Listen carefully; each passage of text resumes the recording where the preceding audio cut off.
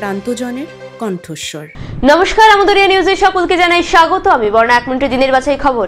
আজ শুক্রবার শিলিগুড়ির এসডিও অফিসের সামনে জমায়েত হয়ে সদ্য পাস হওয়া ওয়াকফ বিল প্রত্যাহারের দাবি তোলেন অঞ্জুমান খিদমতে খালকের সদস্যরা এসডিও অফিসে তার মাধ্যমে রাষ্ট্রপতির কাছে এবং সুপ্রিম কোর্টের প্রধান বিচারপতির কাছে স্মারকলিপি পাঠান। এসএসসি প্রার্থীদের চাকরি বাতিলের প্রতিবাদে শুক্রবার বিকেলে শিলিগুড়ির হিলকার্ট রোডে বিক্ষোভ মিছিল করে শিলিগুড়ির তৃণমূল কংগ্রেসের সদস্যরা। তাদের অভিযোগ, বিজেপি ও সিপিএম এর যৌথ ষড়যন্ত্রে 26,000 শিক্ষক শিক্ষিকা চাকরি হারিয়েছেন। শুক্রবার সংবাদ সূত্রে জানা গিয়েছে, বিহারে ভারী বজ্রপাত এবং শিলাবৃষ্টির কারণে কমপক্ষে 61 জনের মৃত্যু হয়েছে। বজ্রপাতের কারণে বেশ কয়েকটি বাড়িও ক্ষতিগ্রস্ত হয়েছে।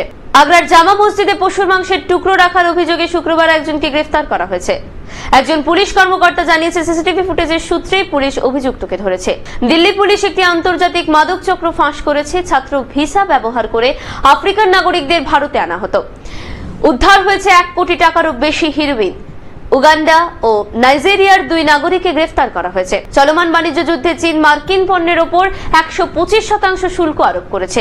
মার্কিন প্রেসিডেন্ট ডোনাল্ড ট্রাম্প কিছু চীনা পণ্যের ওপর 145% শুল্ক আরোপের পর এই পদক্ষেপ নেওয়া হয়েছে, যা এই 2 বৃহত্তম দেশের বাণিজ্য সম্পর্কে আরও টানাপোড়েন এনেছে। এখন এই পর্যন্তই। পরবর্তীতে আবারও ফিরে আসবো 1 মিনিটের খবরের সাথে। ধন্যবাদ।